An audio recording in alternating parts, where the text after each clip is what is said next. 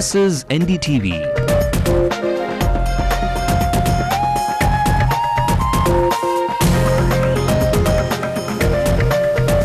And you're watching NDTV Hindu.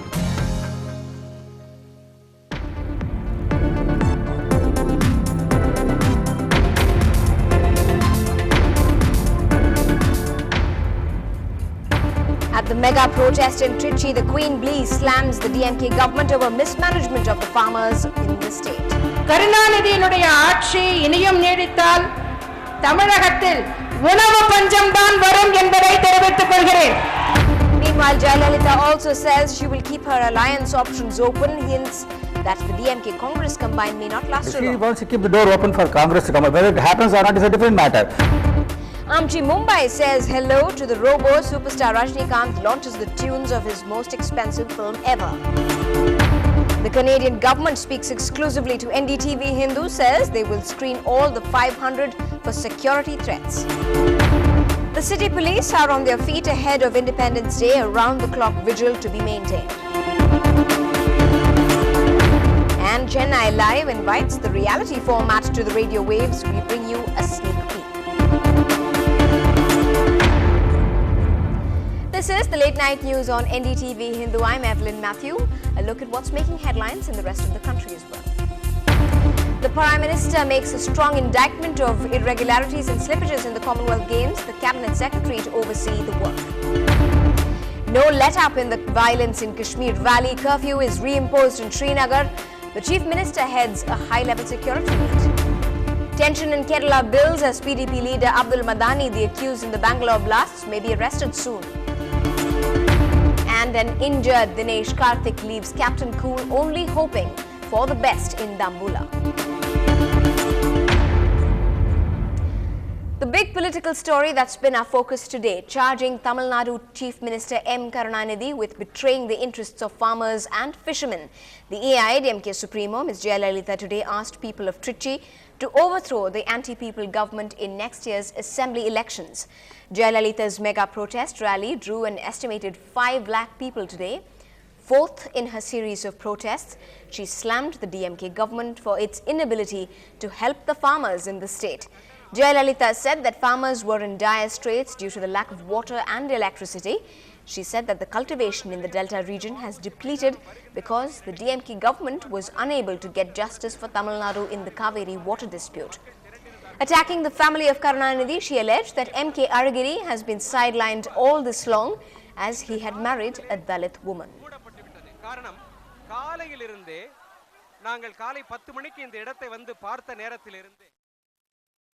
இதே நிலைமை நீடித்தால் இன்னும் 5 ஆண்டுகளில் தமிழ்நாட்டில் விவசாயமே அடியோடு இல்லாமல் போய்விடும் என்று பல விவசாயிகள் கவலையுடன் கூறுகின்றனர். நம்முடைய பயிர்களுக்கு பாசனம் செய்வதற்கு நாம் ஏன் கர்நாடகாவை சார்ந்திருக்க வேண்டும் என்று நீங்கள் கேட்கலாம். பாசனத்திற்கு நம்முடைய நிலத்தடி நீரை நாம் ஏன் பயன்படுத்தக்கூடாது? வரம்பு மீறிய மணல் கொள்ளை காரணமாக ஆறுகளின் தரைமட்டம் இறங்கிவிட்டது. இதன் காரணமாகத்தான் நிலத்தடி நீரை வைத்து பயிர் செய்ய முடியாத நிலை தற்போது ஏற்பட்டுள்ளது. வேளாண் உற்பத்தி குறைவதற்கு இதுவும் ஒரு காரணம். கருணாநிதியினுடைய ஆட்சி இனியும் நீடித்தால் தமிழகத்தில் உணவு பஞ்சம் தான் வரும் என்பதை தெரிவித்துக் கொள்கிறேன். வேளாண் உற்பத்தி குறைந்தாலும் உணவுப் பொருட்களை இறக்குமதி செய்து கொள்ளலாம் என்று சிலர் கூறுகின்றனர். இது ஆபத்தானதாகும்.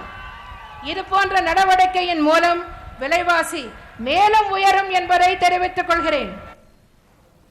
Meanwhile, many homes and offices in the state had no power at all during that protest. Districts like Namakkal and Salem were in the dark for 4 hours long. Meanwhile, the AIADMK called it a sabotage attempt by the DMK government to dislodge the successful rally. Jayalalitha also said that the DMK was rattled by the massive support which she received at Coimbatore. Power now, though, has been restored in those areas. July மாதம் 13ஆம் தேதி கோவையில் எனது தலைமையில் பிரம்மாண்டமான கண்டன பொதுக்கூட்டம் நடந்தது. அங்கே திரண்ட மக்கள் வெள்ளம் கருணாநிதிக்கு கிலியை உண்டாக்கி விட்டது, நடுக்கத்தை ஏற்படுத்தியது. அடுத்த தேர்தலில் தோல்வியைத்தான் சந்திக்க நேரிடுமோ என்ற மரண பயம் வந்துவிட்டது. And Amma didn't stop with just that. She didn't spare the DMK over the killing of fishermen by the Sri Lankan Navy. She said that the DMK spoiled the fishermen's livelihood by handing over the Kachetiva land to the Sri Lankan government, and fishermen had become easy targets of the Lankan Navy. She also said Karunanidhi was only in power due to the support provided by the Congress party. மீன் பிடிக்கவும் வலைகளை காய வைக்கவும் தமிழக மீனவர்களுக்கு மிகவும் உதவியாக இருந்த கச்சத்தீவை 1974 இலங்கைக்கு தாரை வார்த்து கொடுத்து மீனவர்களின் வாழ்வாதாரத்தையே அழித்தவர் கருணாநிதி. இதன் விளைவாக தமிழக மீனவர்கள் இலங்கை கடற்படையினரால் கண்மூடித்தனமாக தாக்கப்படுவதும் சுட்டுக் கொல்லப்படுவதுமான நிகழ்வுகள் தொடர்கதையாகி வருகின்றன. Senior journalist S. Murari joined us and pointed out that Jayalalitha was quite soft on the ruling party's alliance, the Congress, hinting that she may be keeping her options open before the assembly elections. Congress ஆதரவு அளிப்பதால் தான் கருணாநிதி அரசு நீடித்துக் கொண்டிருக்கிறது. காங்கிரஸை அமைச்சரவையில் சேர்த்துக் கொள்ளக்கூடிய பரந்த மனம் கருணாநிதிக்கு இல்லை. ஆனால் So you have to, she is concentrating all her fire on Karunanidhi to the exclusion of all other parties. She wants to keep the door open for Congress to come up. Whether it happens or not is a different matter.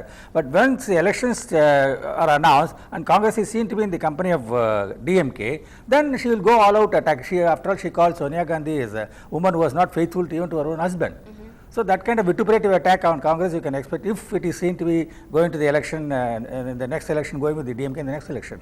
It's quite possible. You know the Congress culture, it's high command culture. So the Delangovan is one person who has been so openly talking about it, that this is very unfair. With 15 MPs you are having 5 ministers or 6 ministers or whatever. With 36 MLAs you are not having any representation at all. And Karunanidhi has said this kind of talk will strain the relationship between the two parties. But why blame Karunanidhi when Sonia Gandhi is agreeable to Congress not taking a claim, forcing the issue on this matter? Well, the AIDMK's General Secretary also took the opportunity to blame the DMK for the land of fakes, quoting the number of fake doctors and police stations uncovered, adding that it was no wonder that those were the achievements of the DMK. தற்போது தமிழ்நாட்டில் பல்வேறு துறைகளில் எத்தனை போலி பட்டதாரிகள் மற்றும் முதுநிலை பட்டதாரிகள் இருக்கிறார்கள் என்பது நமக்கு தெரியாது. எத்தனை போலி மருத்துவர்கள் மனித உயிர்களுடன் விளையாடுகிறார்களோ, எத்தனை போலி பொறியாளர்கள் பாலங்களையும் கட்டிடங்களையும் கட்டுகிறார்களோ, இவை எல்லாவற்றையும் மிஞ்சும் அதிசயமாக சென்னைக்கு அருகே ஆதம்பாக்கத்தில் போலி காவல் நிலையமும் போலி நீதிமன்றமும் செயல்படும் அளவிற்கு நிலைமை சீரழிந்து விட்டது. இவைகளெல்லாம் மைனாரிட்டி திமுக அரசின் தலை சிறந்த சாதனைகள். Well, the DMK reactions will only say how they have taken those comments there and that rally there in Trichy. Now on to other news and a quick entertainment update. India's most expensive film ever and a much awaited one by many in our state at 150 crore rupees. The Shankar directed sci-fi film Endiran stars Aishwarya Rai Bachchan opposite southern superstar Rajinikanth. In Hindi, the film is called The Robo. The music of the film was launched in Mumbai today and was attended by Rajinikanth, who was in Mumbai after nearly 15 long years. Aishwarya Rai Bachchan and Rahman as well attended that launch. So make sure you keep your eyes glued till the end of this bulletin. We will bring you a first look at that movie's promotional and bring you some of the tunes as well. Now on to other news. The arrival of a large group of Sri Lankan refugees in Canada has surprised many. It comes in the wake of regular claims by the Sri Lankan government that it was resettling Tamil refugees to their original homes as quickly as possible. But now there are growing doubts about the actual condition of the refugees. Canadian naval boats escorted MV Sunsea with 490 Sri Lankan Tamils on board. Among them, there are young children, including a 6-month-old baby and a pregnant woman. The arrival of the refugee ship in Canada comes as Sri Lanka claims it is doing everything possible to resettle its displaced Tamil citizens. Canada has also expressed security concerns over the arrival. This afternoon, a vessel carrying 490 individuals claiming refugee status, including suspected human smugglers and terrorists, has entered our water, and the Canadian government is taking action. At the seaport in southwest British Columbia, the refugees were taken to the Victoria General Hospital. Many of them are suspected to be down with TB and other diseases after the long, dangerous journey. They are out there waiting for their hearings.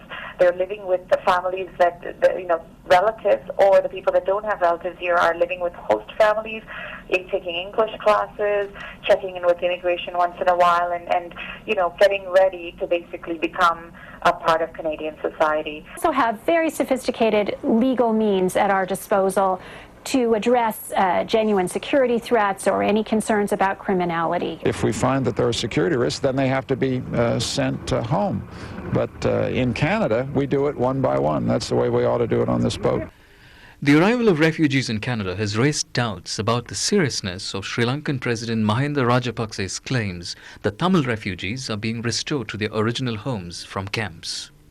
In Chennai, with Sai Manish, J. Santosh, NDTV Hindu. Now on to news from the city. Ahead of Independence Day celebrations in the city, security has been tightened. More than 5,000 police personnel will be roving the city to step up those arrangements. The police are also deploying more personnel around high-value targets such as the Reserve Bank of India and other public places. The Swift Action Group would maintain round-the-clock vigil around the Secretariat. Vehicles entering and exiting the city are already being thoroughly checked by the police. The Egmore and Central railway stations are expected to become literal fortresses. All passengers will be forced to enter and exit only through the metal detector door frame. The Kamarajar Salai too will become and completely barricaded, and no vehicular traffic will be allowed for the entire day. For the celebration of Independence Day, we have divided our security arrangement in few segments. One is that we go for continuous check of different lodges and unwanted elements on the road. That's continuing since yesterday evening. Then second part of bandobast is for the actual function place. So function place also have been divided into different sectors for the better security provision point of view. And we have employed almost 5,000 officers and men to look after the bandobast. And each sector is headed by our Deputy Commissioner of Police, Supervisor Joint Commissioner of Police. Proper traffic arrangement has been made, especially these two area passes have been issued so that one segment has entry up to certain places, other segment has entry up to different places. And for the different locations where we found is vulnerable, all the security people have been put into places. We have identified certain high value target area. Those places also we have deployed our officers and men to take care of the security arrangement. The Additional Commissioner of Police for Law and Order Greater Chennai, Mr. Shakil Akhtar there, speaking about the elaborate arrangements in place. Now, day or night, beware of unsolicited visitors. It's a warning the police have repeatedly been issuing. In the latest incident, a 78-year-old man was arrested for entering homes posing as a distant relative. Here's how this jewelry thief got caught by the city police. Look at this man. He is 78 years old. Does he look dangerous? Would you expect to be conned by him? Well, the police and intelligence officials call him Silver Srinivasan. There are nearly 126 cases of jewelry theft against him. He was arrested by the Chennai Suburban Police on Friday. Silver Srinivasan case. That's a mukhyaman case. சில வைஜான் ladies வீட்டில் இருக்க வைஜான் ladies அவங்கெல்லாம் பாதிக்கப்படுறாங்க. Silver Srinivasan, hailing from Andhra Pradesh, operates during the day. His target? Well-to-do or middle-class elderly Brahmin couples living alone. He approaches them, usually with a marriage proposal, and always leaves the house after stealing the jewels. சாமியின் வீடு எதுவோ அதை பார்த்து போவேன். கடைசியில் பொண்ணுக்கு எப்போ வேணாலும் கல்யாணம் பண்ணுறதுக்கு ரெடியானுவாங்க. ரெடி எல்லாம் வாங்கி வச்சுட்டேன். பீரோ 2 வாங்கணும், அதுக்காக தான் இங்கே ஆர்டர் கொடுக்கறதுக்கு வந்தேன்னுவேன். உடனே பீரோ எந்த மாதிரி பீரோன்னு நீங்கள் வச்சுருக்கீங்களா அந்த மாதிரி பீரோ தான்னுவேன், நல்லா இருக்கான்னுவேன், திறந்து காட்டுவாங்க.